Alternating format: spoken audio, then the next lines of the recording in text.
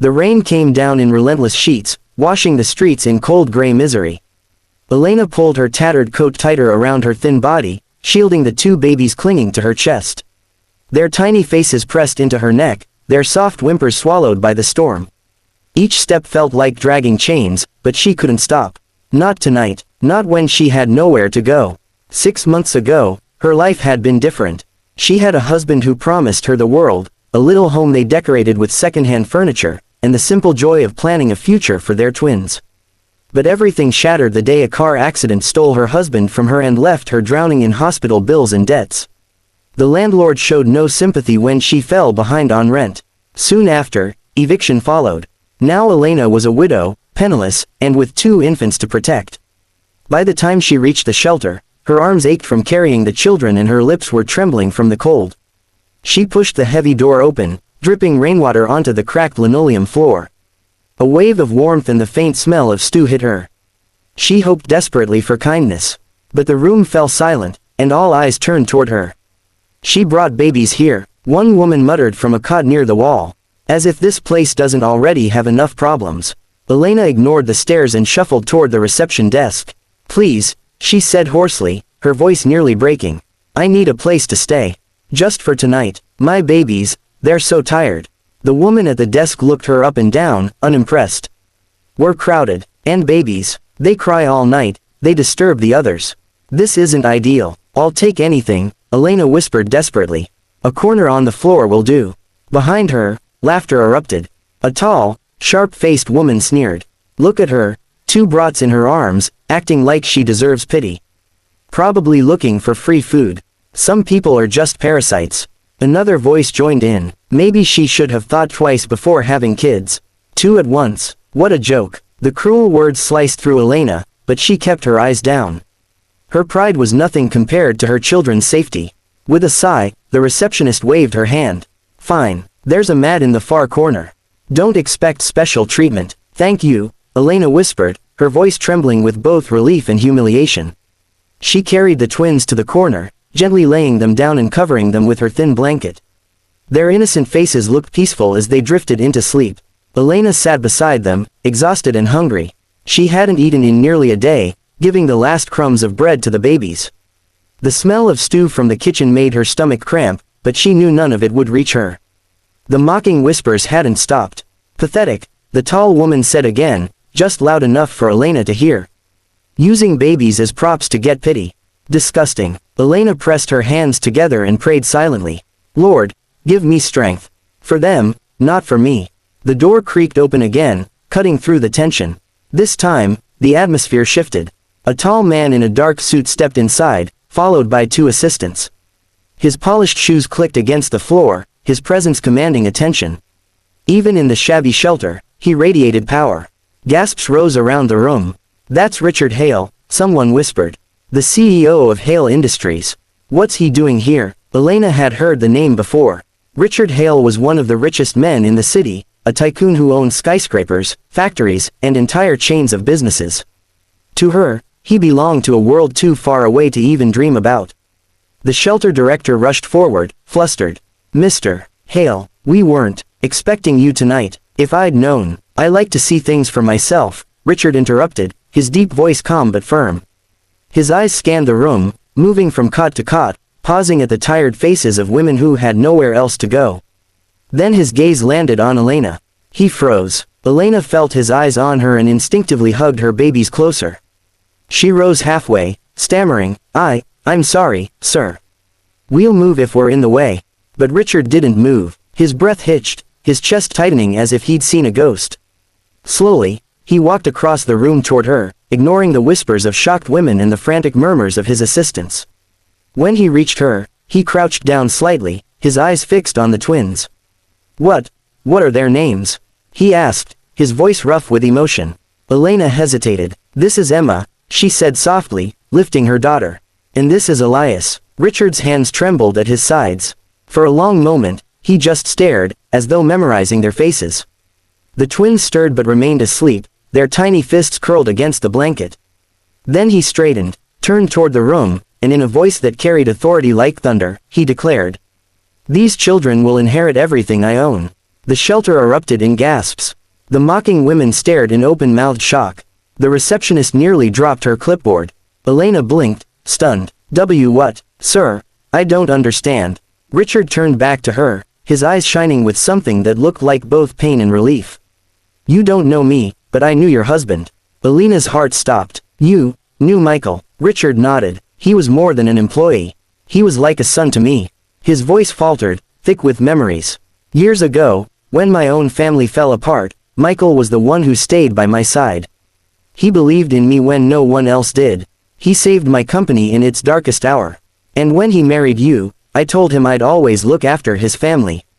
Always. Tears welled in Elena's eyes. But he never mentioned. He was proud. He didn't want charity, Richard said gently. But I made a promise. When I heard about his accident, I searched for you. Somehow, you slipped through the cracks.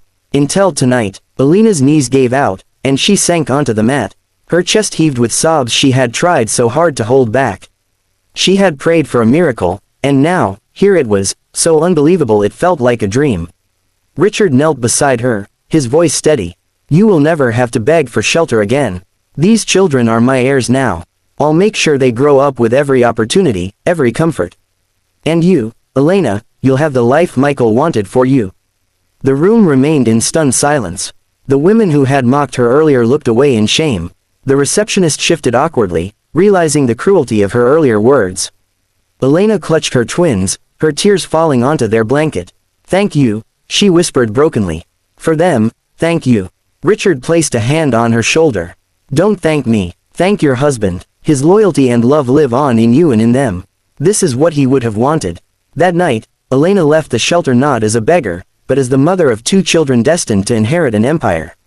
The mocking whispers were replaced by awed silence as she walked out beside the billionaire who had just changed her fate forever. And for the first time in months, hope burned brightly in her heart. The storm battered the city without mercy. Wind howled between crumbling buildings, and rain lashed the empty streets like a punishment. Elena pushed forward through the downpour, clutching 2 bundles close to her chest. Her twins, barely a year old, were wrapped in her fraying coat, their tiny faces pressed into her shoulders as they whimpered in restless sleep. She had been walking for hours. 6 months ago, her life had been unremarkable but full of love. She and her husband, Michael, had lived in a modest apartment, filling it with second-hand furniture, laughter, and dreams for their unborn children. Michael worked at an architecture firm and promised Elena that one day, he would design their dream home. But fate had been cruel. A car accident had taken Michael's life, leaving Elena a widow at 23, saddled with debts and 2 babies to raise. The landlord, indifferent to her grief, evicted her when she couldn't keep up with rent. Now she drifted from corner to corner of the city, a ghost of her former self, carrying the weight of 2 fragile lives in her arms.